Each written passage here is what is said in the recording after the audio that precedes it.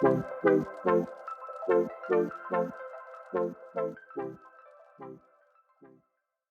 everybody, and welcome back to Love Meets Literature.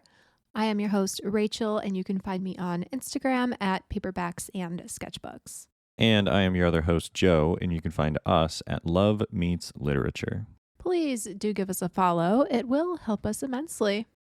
So today's episode, we are back with another TBR spotlight because our TBRs are just so long. And we want to talk about all of these books and we want to read all of these books. So here we are again talking about some books that we are very excited to get to that are on our ever-growing TBRs. There's just not enough time in the day or the week. I wish the days were longer so I had more reading time. Yeah, that's fair. Because between all of the other things that I have to do during the day, I feel like there's not enough intentional reading time. They need to add like a new day to the week that's just like hobby day. And so everyone can spend their entire day just doing hobbies. They don't have to do anything else. They should declare Mondays hobby days, and we shouldn't have to work on Mondays, and we should just be able to do all of our hobbies instead. True. That's a good idea. Because then Saturdays can be for like social life and chores. Sundays can be, more chores usually. Maybe some social life, maybe a little bit of hobby time. And then Mondays are just like full hobby time. No one can bother you. No chores, no nothing. It's the dream, and I wish it would exist. But alas, I will just be over here getting my reading time in after long days of work and long days of doing chores and in between all of our other weekend obligations. How has your past reading week been? It's been very good. I finished Ender's Game by Orson Scott Card, and I absolutely loved it. I gave it 5 out of 5 stars. I can't think of any complaints. It was just so good all around. The story takes place in kind of like a modern day, I guess you would say, except space travel is much more common and much more possible. And so like people will go to space stations and it's like kind of a normal-ish thing. But the story follows Ender, whose actual name is Andrew Ender Wiggin. And he is more or less genetically perfect, I guess you could kind of call it. In this society, they're trying to create the world's next best commander to protect them from this alien race that they call the Buggers, which are just, what you'd think of kind of like a really big ant. And they have like these spaceships and they invaded us as human race, that is. And we fought them back. And the only reason that the human race won the first time was because they had this commander who just so happened to be like a strategical genius. And it was kind of like a mix of luck and preparation and things like that. And he was able to take command of the forces and prevent us from being basically wiped out. So now they are terrified of the next invasion. And so they basically spend all of their resources and they build this battle school to train and find and perfect a perfect commander. And that's where Ender comes in. The main premise of the story follows Ender and his journey from being a kid to battle school to growing up in battle school and then eventually becoming a commander. And the interesting thing is that all of these kids in like this society are incredibly intelligent, like way beyond their normal means. Like, for example, Ender, when he first starts, is only like 6 years old and he's already doing like trigonometry and calculus and physics, and he's already like a master tactician for the most part. And so it's just really interesting to read the story and you get to hear about like his battle plans and how he develops things and becomes this commander. And it's a lot of introspection too. So he like talks about his own turmoils and his problems and how he overcomes those things. And same with the other kids. And like I mentioned before, the audiobook was really good because there was times where it was like actual conversation and not like he said, she said, this kind of thing. And it was just overall so good. I would highly recommend it for anybody who is a sci-fi lover. And honestly, even people that quite aren't sci-fi lovers, I still think it's really good. The sci-fi element is a lot more approachable than I had originally thought. The hardest part to wrap your head around is probably like these battle room games that they do, which is where Ender's Game comes from. It's this game. And because they're fighting in like zero gravity, so you have to like suspend your understanding of what's up and what's down and all that kind of stuff. But besides that, the character development is just so good. And the dialogue is incredible and just, I loved it. Everything about it was amazing. And I'm deliberately not telling a lot because there's like huge spoilers that happen and there's a bunch of things that go on. And so I don't want to reveal too much and ruin it, but it's incredible. It's a whole saga. There's like 5 or 6 books, I think. But honestly, just the first one is like more than enough, in my opinion. I definitely think you could read it. And if you wanted to know more, you could obviously read the next ones. But I also think it's perfectly fine just to read on its own. Like, I might not even go back in the future and read the other books, but who knows? We'll see. But do you want to know more? Kind of.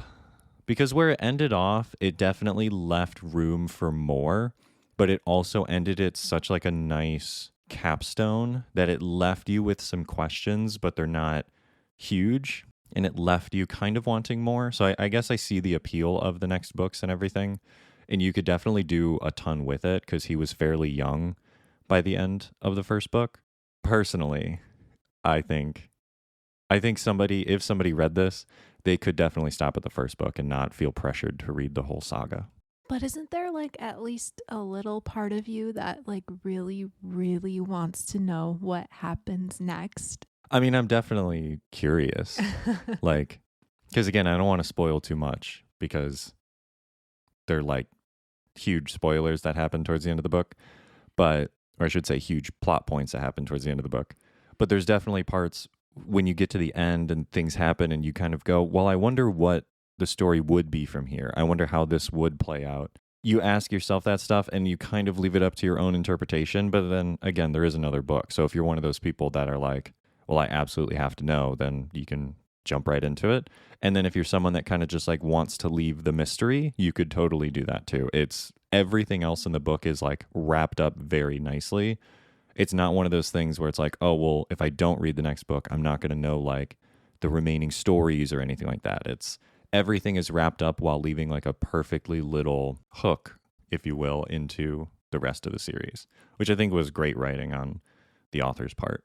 Me personally, knowing there's other books in a series, I would not be able to just stop with the first one. I would have to read the entire rest of the series.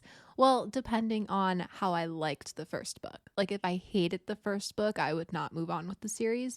But if I really liked it, I would have to read the rest because my brain would have to be like, we need to know what happens now. I mean, I guess that's fair. I'm kind of on the side of like, I loved this book so much that I don't want to read more and risk ruining it. Like, I don't want them to retcon something or change how, add like some sort of twist or something that makes me not like it. But I guess maybe that's an unfair judgment that I'm putting on these other books. But what if you're missing out because they're just so good? That's true. What if it's even better and it makes it even better? Right. Like, that's why I'm like, I could never just stop with the first book in a series, which I loved the first book, because what if it gets better? Like, even better. My mind would be blown. That's true. I didn't consider that aspect. So maybe I will have to read the rest of them. You might have to. Well, I'm really glad you enjoyed Ender's Game. I'm not a sci-fi girly, but I definitely have FOMO because you liked it so much. I'm telling you, if even people that aren't sci-fi lovers, I think it's an okay entry because it's not, like fantasy books have levels, right? Where it's like some of them are high fantasy and it's just you're completely lost in this world of makeshift and whatever they've created for you. And then some are just like modern day with a little touch of magic or something like that. This was much more low sci-fi rather than high sci-fi, using the same terms used for fantasy. This could be, I think this is a good like entry point if someone wanted to try out definitely sci-fi but wasn't sure if they wanted, kind of modern sci-fi that's very much linked to the fantasy style where it completely envelops you. But that's my recommendation. All right, then. Well, I recently finished up a horror novel called This Cursed House by Del Sandine.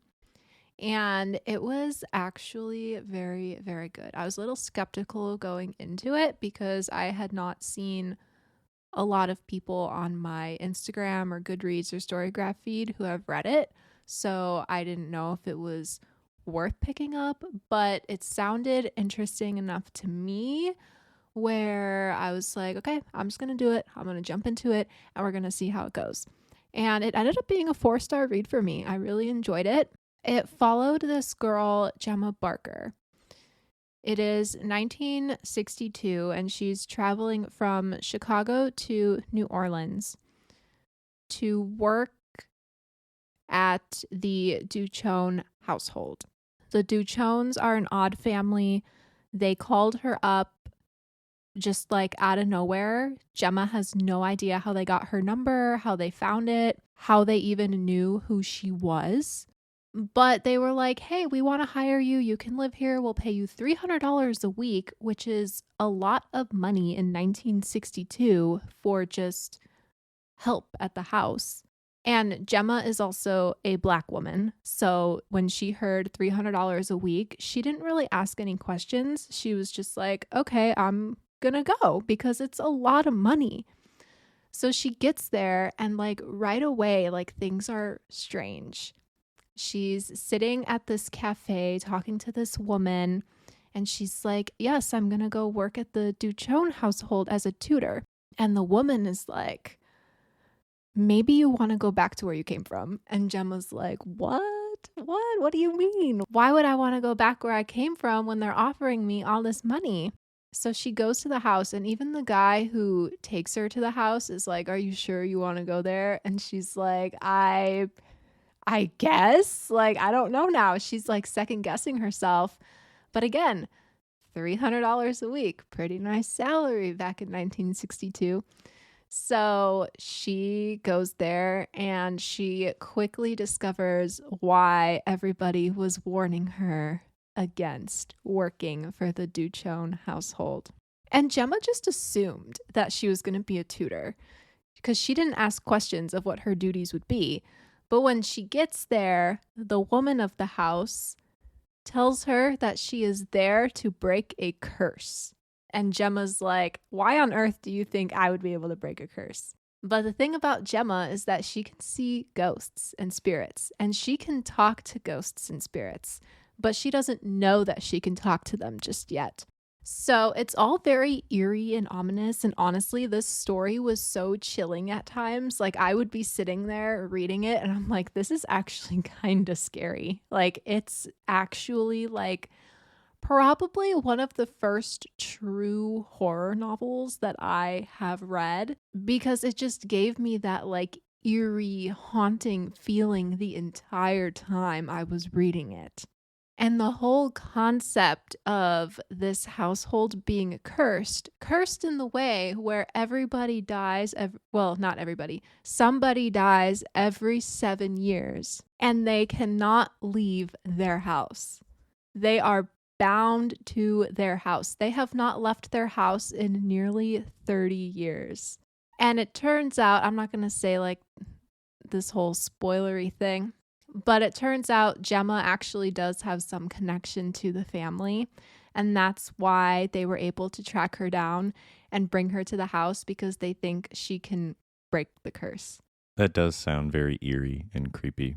It was very eerie and creepy, and the more that was revealed about this family and this curse and how Gemma is connected to them somehow, and like there's a whole bunch of stuff that happens. Like my mind was spinning. I was like, this is insane. Like this author, like first of all, amazing story, like amazing concept, and she pulled it off very well. But at the same time, there was like a lot happening, like a lot. Or at times I was like, maybe we can dial it back a little. Maybe we can get back to the main point of the story where it's, why is Gemma here to break this curse? How is she going to break this curse? Like, let's stick to that main point instead of trying to throw in like a bunch of other random little things, because it kind of got like muddled in there with everything else that was happening. And also, Gemma, for some reason, like, yes, she was like a strong main character, but she also irked me in the sense where she would have this like whole big decision made in her head, but then she like wouldn't go through with it. Like, even when she was like, I'm gonna do it, but then she wouldn't do it. And I'm like, girl, just do whatever you're thinking, because I mean, it would get you out of like a bad situation. But also, I guess it was a way to further the story, because there would be no story if Gemma didn't stay at this weird house with everybody. So really, it's like the author had to do what the author had to do, but also you're doing my girl Gemma real dirty right now. There's a bunch of TV and book tropes that you can find online that are that, where it's called like different things, but it usually ends up being kind of a bad trope to have. Like a lot of, and what I mean by bad is like your audience tends to not like when they just make dumb decisions, sort of. But for reference, you said it was 1963. Yeah, it's like 1962 into 1963. $300 a week in 1963, adjusting for inflation, is $3,000 a week in today's money. And why do you think Gemma wanted this job? Right.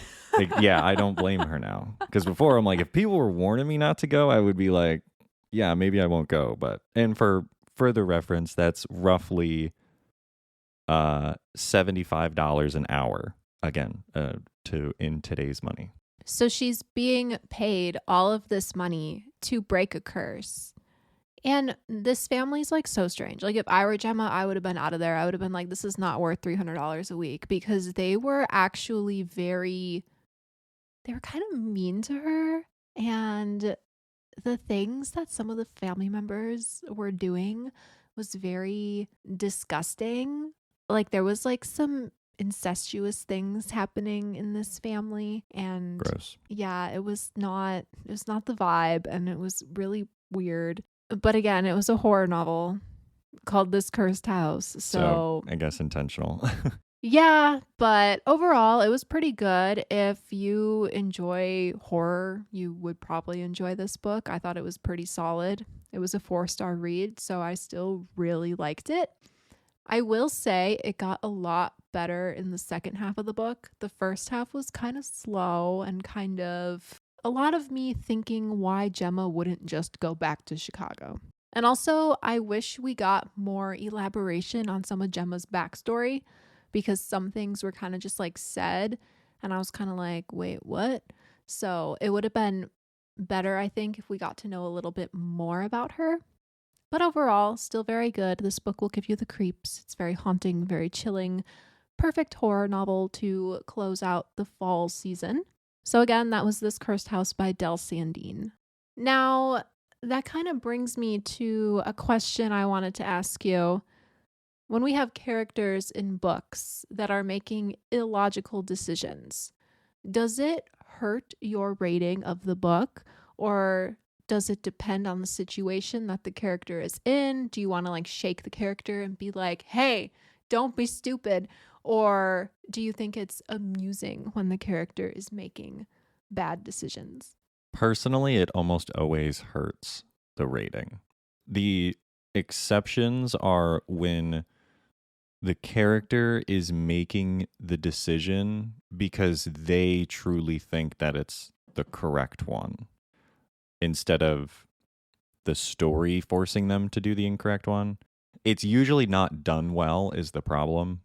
It from things I've read and watched and all that kind of stuff. So it almost ends up just being bad. It seems like the character is making a decision for virtually no reason or something that doesn't make any sense. The version of this that I strongly dislike though is when kind of what you were explaining when a character has like made a decision or they're going to do something and then a little tiny inconvenience or something, usually it's like a character randomly showing up that completely throws it off, and it's almost always frustrating. It's never in a good way. It's always like, why on earth would you do that? And it makes me want to grab the character and shake them and be like, stop being stupid. Well, you want to know something about this cursed house that'll probably make you like really want to shake Gemma and be like, why did you do this? It's because she would actually leave the Duchon property and she would get to a destination. She would get to the cafe that she like originally was at. She would get to a boarding house to stay with a measly $10 in her pocket. But then she would have this like epiphany and be like, I need to go back to the Duchon house and actually break this curse to save this family. This horrible, wretched family that's been so mean to her, she somehow feels like she needs to save. Which I will say, because of there is some connection that Gemma has with the Duchons that may be making her feel this way. So like I can't entirely blame her for like wanting to break this curse, but at the same time it's like, girl, you already left the house, just keep going. I think that's the part that bothers me about it is like she's already left. Like you're gone. Just leave. That's like walking out of work and then getting, an hour out and being like, you know what, just kidding. I'm going to go back to work. It's like, no, dude, you already left. Just get out of there. Just forget it. You're gone. Yeah, it was a little frustrating on my part as a reader reading that. I'm like, you already left and you want to go back? Yeah, I could see that being incredibly frustrating. This concept just always makes me think of the newest Spider-Man movies, Homecoming and everything with Tom Holland, because I love those movies, but every problem in the movie is just caused by Tom Holland's character, Spider-Man Yeah. / Peter Parker. If he just didn't stick his nose in things, everything would be perfectly fine. And I know that's kind of the point. Like, they do that intentionally because it's supposed to showcase that he's a kid and he's learning trust and all that kind of stuff. But that's like a perfect example of the way that I hate when movies and shows and books do that kind of concept. Sometimes though it doesn't bother me. Like, I guess depending on the story that's being told, sometimes a character is doing something that I personally would not do. And sometimes I'm like, why are they doing that? But then the way things play out, it like makes sense.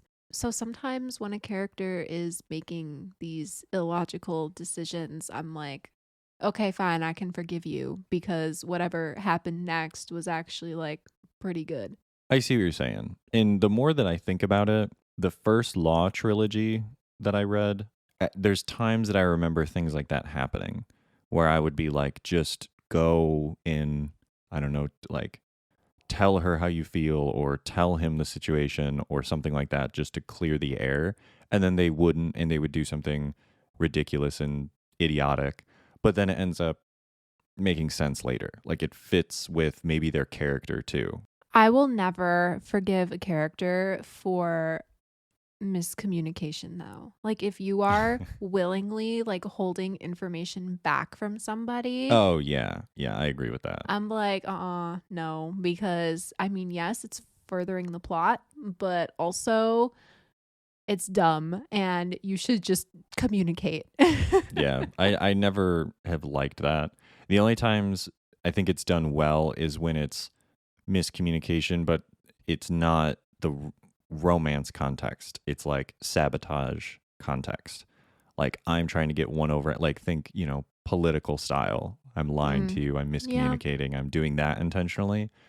But when it's like a romance or a love interest or something, just be like, yeah, I love you. Oh no, we're like, I don't know, different people. That's the world. My least favorite romance trope is miscommunication. But anyways, okay, so both of us are not really a fan of characters making dumb decisions. Shocker. I know, but I mean there's some people out there who like don't mind it at all I in any do. context. I think if you wrote the character with the intention that they will be doing dumb things like that, you can definitely get away with it. But especially if you have a smart character who you have determined is supposed to be very smart and they do dumb things, like you can't do that. You can't have this like hyper intelligent detective be making stupid decisions. It just doesn't make any sense. I agree.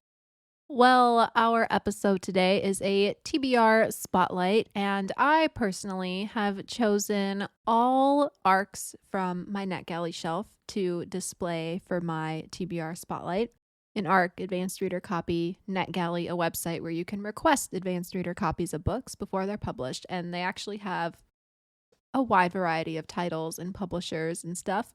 And I really like NetGalley. My shelf has 16 books on it currently, and I need to get through them. They publish at all different points of the year and next year. So hopefully, the 4 that I'm about to talk about will entice me to actually read them. So, the first step on my list is A Circle of Uncommon Witches by Paige Crutcher, and this is a romance. Doreen McKinnon is doomed to die of a broken heart if she can't break the centuries-old curse placed on her family. 300 years ago, Ambrose MacDonald, a powerful male witch, fell in love with a McKinnon. And when the McKinnon witches forbade him from seeing his love by secretly hiding her away, he retaliated by cursing the family and its future generations to never find love. But it wasn't without a cost. Now, Ambrose is imprisoned by those same witches, trapped in a tempest and doomed to outlive everyone he has ever loved. But Doreen isn't like the other McKinnon witches. As the 13th generation of the McKinnon line, Doreen is one of the most powerful witches in centuries, and one of the loneliest. So when she discovers where Ambrose has been trapped, she releases him to help her break the curse, once and for all. Ambrose agrees to help, but with his own motive, vengeance. He plans to use her as bait to enact his revenge on her family. Together, they enter a series of trials, which take them to a castle in Scotland, off a cliff, and into a world beyond their wildest dreams. As they work together, sparks start to fly, but soon Doreen must choose how far she's willing to go to break the curse and what she's willing to sacrifice. And again, like I said, all of mine are advanced copies, so this one publishes on February 25th of next year. And I love that it's witches, and I love that it's a romance, and it seems like it could be really, really good. I was a little bit lost on whose family cursed who and who's trying to break it now, but I think I got it. It does sound interesting. Ambrose MacDonald cursed the McKinnon family. Right. And then now somebody's trying to break it. It's all the names. I was trying to keep them straight. I seem to like books with curses in them. I was going to make that connection there. Like this is like the inverse. Like if you told it from the family side, you know? It is. Yeah, I guess so. But this one, reading it is reminding me why I wanted to read it in the first place. And it's because I love witches. I've loved reading books about witches recently. So I'm going to go with it. I'm going to read it soon, hopefully. Good. I hope so. Well, all of my books don't have a particular theme. However, these are all, with the exception of one, these are all ones that are very recently added because they just seemed interesting.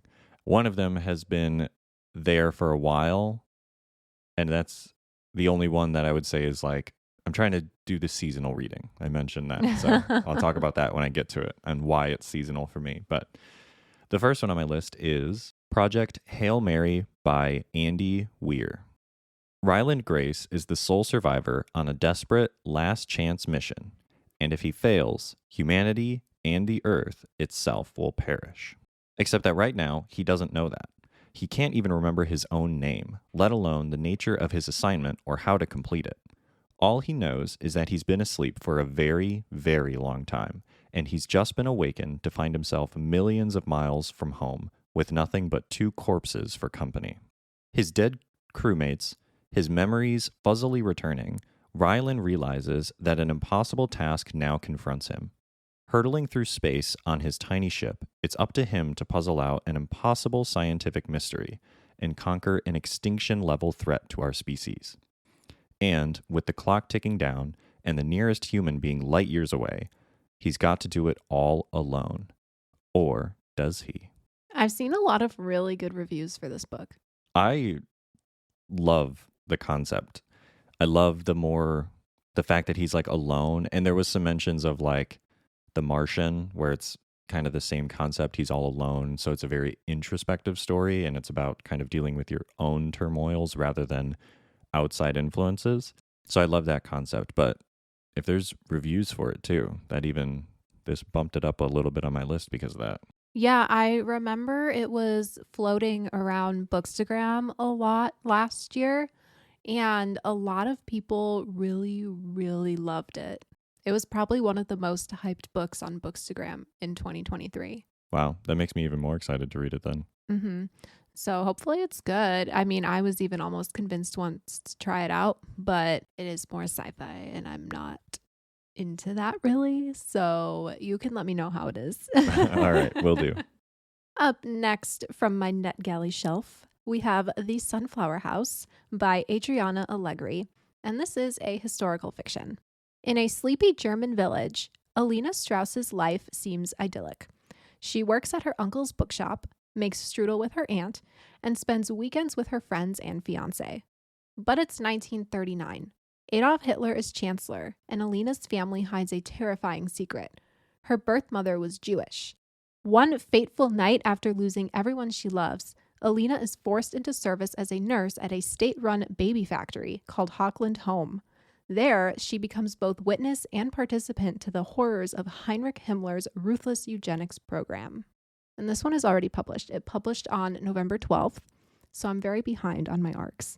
But this one really got me because it talks about a concept of World War II and Hitler's reign that I know nothing about. I know nothing about this eugenics program, but I do know it existed.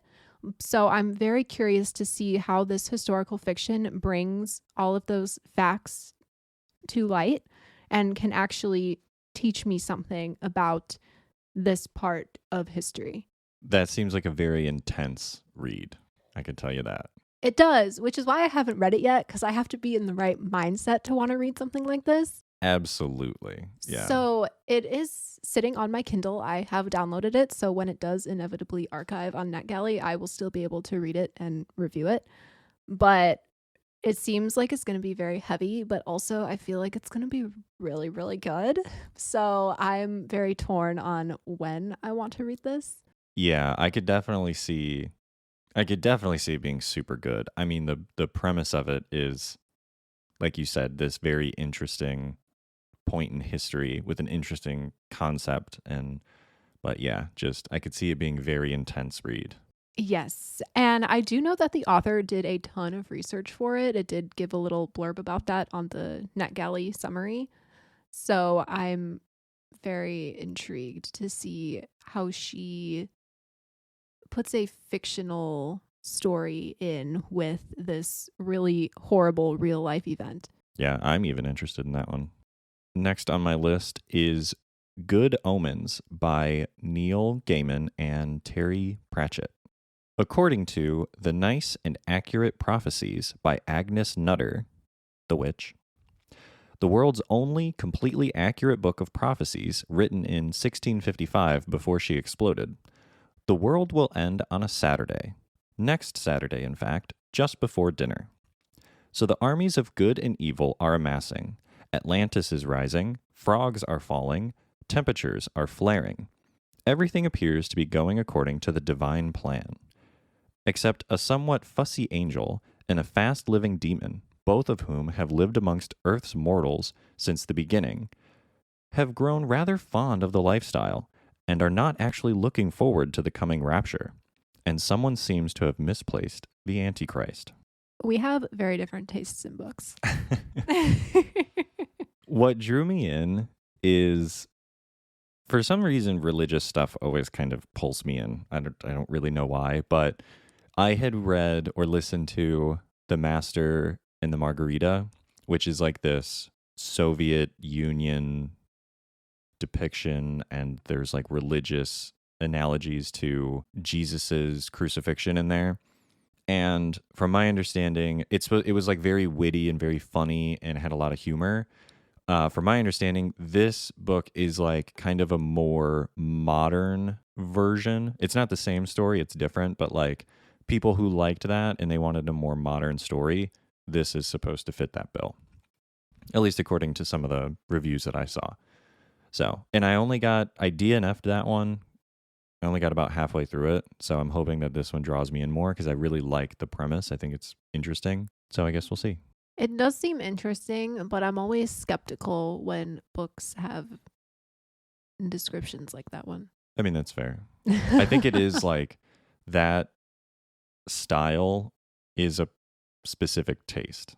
It definitely is. It would not be something I would gravitate towards. Well, I'll let you know how it is. Up next, I have Trust Issues by Elizabeth McCullough Keenan and Greg Wands, and this is a mystery and thriller. Siblings Hazel and Kagan Bailey haven't been close for a long time, but when their mother passes under mysterious circumstances, an investigation quickly follows, and the siblings are high on the list of possible suspects. As they deal with the emotional tragedy of losing their only living parent, brother and sister are forced to team up against a master con man, someone they once called family. After the silver-tongued trickster disappears with the family fortune, Hazel and Kagan must put aside their differences to track him down. Along the way, they encounter a host of secrets, lies, and double crosses as they dive into the murky waters of their family's past. With an unlikely ally by their side, the siblings race against time, unraveling a web of deceit that's more tangled than they ever imagined. And this one publishes on January 28th. I'm intrigued by anything that involves a con artist. Tell me more about that. What do you mean? Why does that intrigue you? I don't know, because I haven't read many things that involve con artists. So the concept is just intriguing. It's fresh. It's new. Yeah, and it makes me want to know how exactly, for example, in this synopsis, how this con man tricked them and like stole their family fortune and potentially killed their mother, and like how is a con man doing that? Right. That makes sense. I must know. Well, so I must read this. I was going to say, you got to read the book. And it's a mystery and thriller, and I've been on kind of a thriller kick recently, so it just seems like something I would be in the mood for soon, and I better be because it publishes in January, and January is quickly approaching. Yes, faster than ever. It is, which I don't even know what to think about that. Yeah, I don't want to think about it too much. It'll make my head spin. The next one I've got is Primitives by Eric Cross. 30 years after the Great Fatigue infected the globe, and the treatment regressed most of the human race to a primitive state, Seth Keller makes a gruesome discovery in his adoptive father's makeshift lab. This revelation forces him to leave the safety of his desert home and the only other person left in the world, at least as far as he knows. 3,000 miles away, in the jungles of Costa Rica, Sarah has made her own discovery, just as horrific and just as life-changing. It will take her far from the fledgling colony of New Haven, yet never out of reach of its ruthless, authoritarian leader. On separate journeys, a world apart, Seth and Sarah find themselves swept up in a deadly race to save humankind. Their fates will come crashing together in an epic struggle between good and evil, where the differences aren't always clear. Among the grim realities of civilization's demise, they discover that the remaining survivors may pose an even greater threat than the abominations they were taught to fear.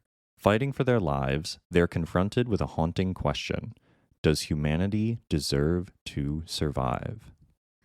Interesting. So is this one supposed to be like the last person on Earth kind of thing? I think so. It strikes me as like, I mean, it mentions Seth being alone with only one other person, so it makes it seem like there's these separate civilizations that are happening, or at least communities that are primitive, which I think this is such a interesting concept. First of all, I have to know what these like discoveries they've made. That's what really drew me in. But I'm so curious about how they've been regressed to primitive states. Like, what does that actually mean? Maybe it's like since they're the only two people left in the world, there's like no resources anymore. So maybe they're back to like being cavemen. Yeah, I guess so. I love post-apocalyptic stories, so I think this is a perfect one, or a perfect setting, I should say, for a good story. It does sound pretty interesting. The last one I'm spotlighting today is The Lost Passenger by Frances Quinn, and this is a historical fiction. Marrying above your social class can come with unexpected consequences, as Eleanor Coombs discovers when she is swept into a fairy tale marriage with the son of English aristocrats. But she realizes too late that it was the appeal of her father's hard-earned wealth rather than her own pretty face that attracted her new husband and his family. Ground down by rigid social rules that include her being allowed to see her nanny-raised infant son for only moments each day, Eleanor faces a lonely future. But a present from her father, tickets for the maiden voyage of the RMS Titanic, a luxurious new ocean liner, offers a welcome escape from the cold, controlling atmosphere of her husband's ancestral home, and some precious time with her little son, Teddy. After the ship goes down, Eleanor grasps at the chance to take Teddy and start a new life in America. They can disappear completely if they are listed among the dead. After stealing another woman's identity, a now penniless Eleanor must put that terrible night behind her and learn to survive in a brash new world that couldn't be more different from her own. And when a face from the past appears, she must risk anything to keep her secret and her son. And this publishes on February 25th. Of course, it includes the Titanic, so I just have to read it. Yeah, you do love the Titanic. I love the Titanic, not the movie, the actual historical event. Important distinction. Yes, because usually when I say, oh, I love the Titanic, people are like, oh, the Leonardo DiCaprio movie? And Yeah. I'm like, no, not that. I've actually never seen it. I have no interest in watching it. I'm just fascinated with the events of the actual Titanic. Yeah, the movie's pretty good. I do think that the event is way more interesting. I was going to say the actual historical event is much more interesting probably than that movie. But this one, like, I just can't believe that this woman is going to steal another dead woman's identity just so she can, like, disappear into America. I know, right? That's kind of crazy. It's crazy because, like, if anyone were to, like, look her up, they would see that she doesn't exist. Well, they can't look her up. I mean, it's also, like, 1913, and there's, like, really no way to, like... Right. I mean, what are they going to use? The yellow pages? Did they have those back then? Not in 1913, no. I think, like, back then you actually had to go to, like a directory or something? Yeah, somewhere, but it had to be, like, where you lived, I think. Like, because not every government building in the world would be able to, like, look up who you are. Because there was no electronic records. It was all paper, and it's not like they're sending copies of this paper everywhere in the world. Yeah, that's true. I have actually no idea how you would find somebody back then. I don't know what things that they had. Maybe that's Maybe like why... the library? Do you think the library would have like an address thing? I have no idea how it worked. I'm not from the time period of 1913, so I don't know how one goes about stealing identities and passing off as a dead person and just, you know, going under the radar in America. But maybe that's why, like, it was so easy for there to be criminals, you know, like mobsters and stuff back then, because your chances of, like, getting caught were, like, way less, maybe. That is very true. But also, they could have used the yellow pages because they were invented in 1883. Interesting. But I feel like the yellow pages would only list your street address and where you live. I guess that's true, yeah. And they, in the beginning, I'm reading here that it was mainly for business purposes, like businesses. So it's probably unlikely that they would find you as like a person, right? I guess there would be like a building with like a deed, right? Or, well, I guess if back then a lot of ladies didn't own land or houses. Their husbands owned it. Yeah. Wow. So I don't know. It's fascinating. I'll just have to see how it plays out in this book, which I'm very excited to read. I'm very curious to hear about that one. So I'll have to wait for you to read it. Yeah, which maybe it'll be soon, but it doesn't publish until February, so I have some time. A little bit. I know it's going to go by very, very fast. The last one on my list is my seasonal holiday pick. And I'll tell you what it is, and then I'll explain the reasoning. This is called The Hobbit by J.R.R. Tolkien. In a hole in the ground, there lived a hobbit. Not a nasty, dirty, wet hole filled with worms and oozy smell, nor yet a dry, bare, sandy hole with nothing in it to sit down on or to eat. It was a hobbit hole, and that means comfort. Written for Tolkien's own children, The Hobbit was met with instant critical acclaim when it was first published in 1937. Now recognized as a timeless classic, this introduction to Bilbo Baggins, the wizard Gandalf, Gollum, and the spectacular world of Middle-earth recounts the adventures of a reluctant hero, a powerful and dangerous ring, and the cruel dragon Smaug the Magnificent. I didn't know this was written for his own children, and I also didn't know that The Hobbit was originally technically a children's adventure book. I think I knew that. I did not know that. And then The Lord of the Rings were supposed to be like the adult version. But the reason that this is a seasonal pick for me, or a seasonal reading, or whatever you want to call it, is my family notoriously, like every Thanksgiving, would watch one of the Lord of the Rings movies or one of the Hobbit movies for the longest time. So whenever I think of Lord of the Rings or the Hobbit, I always just think of Thanksgiving for some reason. So that's why I decided to pick this, because I've never actually read the books. I've seen all of the movies, but never read the books. So I figured maybe this year would be the time to start.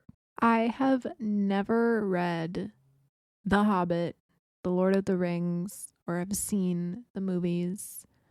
I've never consumed any media by J.R.R. Tolkien, and I don't know why. I mean, the movies are really good. I love the Lord of the Rings movies. That's what everyone tells me. They say they're fantastic, but I'm not a movie person, so I've never felt inclined to sit and watch aren't these movies really long? Yeah, they're definitely on the longer side. When they came out, they were like really, really long, but comparatively to the movies that are out now, they're not that long. I want to say they average like a little over 2 hours probably. I know the Hobbit movies are very long though.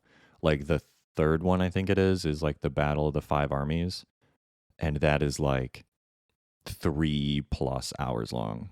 The Lord of the Rings, The Fellowship of the Ring is 2 hours and 58 minutes. Really? It's almost 3 hours? Yeah. I did not know that.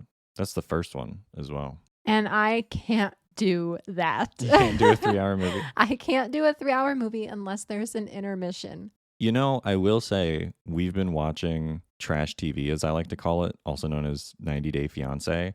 And what's up with those episodes being an hour and a half long? We used to watch like 2 to 3 episodes, and now I get halfway through one and I'm like exhausted. It's because, they've started having to air things on television for longer periods of time because the commercials take up so much time. So like if you wanted to air just an hour slot, you really only have like 40 to 45 minutes of actual show time. Right. So by them making it a 2-hour slot on television, they can fill an hour and a half with showtime, which is why they are probably longer now than they used to be. That's almost, I can't imagine watching like 2 hours of straight TV for that, like with commercials and everything. Because it's different when you watch a movie, right? Because there's no commercials. But 2 hours of straight television with all the commercials, it's bad enough when we have to watch it on what we do watch it on. Yeah, that's why I could never go back to having cable television, because you're spending a majority of your TV watching time watching commercials. But yeah, I've never seen The Lord of the Rings, and now finding out that the first movie is like 3 hours long, I don't think I ever will. Tragic. I should watch those again though sometime. So we have pretty good TBRs. My NetGalley TBR is very solid, and now I'm very excited to read those 4 books specifically. And it makes me want to take a closer look at my NetGalley shelf to see what exactly is there and what I should be reading soon, because I feel like I have some in January that I really need to get to, but I don't have any for December. I already looked and I have none that are publishing in December, which is great because it gives me time to catch up on ones that I have not read yet and ones that I need to read very soon. That's true. Gives you the opportunity. Yes. And your TBR is very sci fi esque and not my thing, but I mean, the stories do sound interesting. I just wouldn't want to sit and read them with my own eyes. So you'll just have to read them and tell me how they are. That's fair. There's a lot of times when we talk about a book that is definitely like not my taste, but then I still want to know what happens. So I like wait for you to get it, read it, and then tell me how it goes. Yeah, I feel like I'm people's guinea pigs with reading books. Like, hey, read this for me. And I'm like, why can't you just read it yourself? I think that's fair. For us, I feel like that's allowed though, because we have such different tastes. Yeah, but when other people tell me to read a book, I'm like, why? Why can't you just read it? I mean, I'd probably have the same thing. If somebody with a similar taste as me was like, hey, you should read this and tell me how it is, I would be like, no, you go read that. You Yeah. tell me how it is. Yeah, why do I have to read it first? Right. Now, if somebody with a different taste than me was like, hey, this is something I think you would like, also you should read it and tell me what it is. It is completely different though when someone's like, hey, this book, we should read it together. Because then I'm like, okay, then we're both potentially suffering if it's really bad. So That's fair. I will say that's how I feel about the like Akotar series. People want me to read it so bad, and I'm like, I know that I'm not gonna like love it. I Okay, hope I do, but I'm trying to not go into it with a negative mentality. So I'm like, I gotta like hype myself up for it. but the next book that you're on, A Court of Mist and Fury, is actually so much better than the first Akotar. It's also really long. It's like 600 something pages. But it moves quickly. It Wow. actually really does. It is on my next up list. So Well, I hope it is actually next up for you. I'm still trudging my way through my Aqua War reread, my Wings and Ruin reread. I just haven't been in the mood for fantasy lately, so it's been kind of pushed aside for a couple months now. I have been kind of getting the itch to read it though, so we'll see if I pick it up after I finish my current read. I don't know though. Like, it's moving slower than I remember it originally being, but it's probably just because I'm not in the mood to read it. that's fair. So I guess that brings me into, what are you reading this week? I am listening to The Titan's Curse by Rick Riordan, the third of the Percy Jackson series. And I am also reading Abraham Lincoln Vampire Hunter by Seth Graham Smith. Though I haven't made much progress on the Abraham Lincoln story because I listened to Ender's Game very quickly before I had to return it. And then now I have to hurry up and listen to Percy Jackson before I have to return it because it's due in like 3 days, I think. So, but the Percy Jackson one has been going by way faster because I remember some of it, a little bit of it at least. So I've been able to listen to it at a faster speed without being totally lost. And it's a much easier read than a sci-fi novel is. So what have you been reading this week? Well, I am currently reading The Ornithologist's Field Guide to Love by India Holton. An ornithologist studies birds, by the way. So I'm only on page 75. So I'm still kind of getting into the meat of the story, but so far I'm loving the humor. It's kind of that dry British humor. And the characters are so witty. Like, they'll say something and it's like, you can tell it's like they aren't saying it to be funny, but like to me it's funny. And I'm like, oh, that was good. So I'm enjoying it, and it is supposed to be a romance. I can already tell that there is some tension brewing between two of our main characters. All of these people study birds. Like they're in this whole society, like an ornithologist's society. And they're supposed to be finding these rare birds. And there's also a magical realism aspect to this because I believe some of the birds that they are searching for are magical. So that's interesting. And I'm enjoying it so far. I can tell I'm really going to like it because I do love that witty British banter. So it's been good. And I still want to get to the rest of the Under the Mistletoe novellas that I talked about last week. So I will hopefully get to those when I'm done with The Ornithologist's Field Guide to Love. So this was a pretty good episode. I liked getting to learn about your TBR. I got reminded of some things on my NetGalley shelf. And now I'm also reminded that I'm really enjoying my current read. So I want to go read that. Only good things. Only good things. So I hope everybody stays warm out there. It is getting pretty chilly. Cozy up with a good book and happy reading.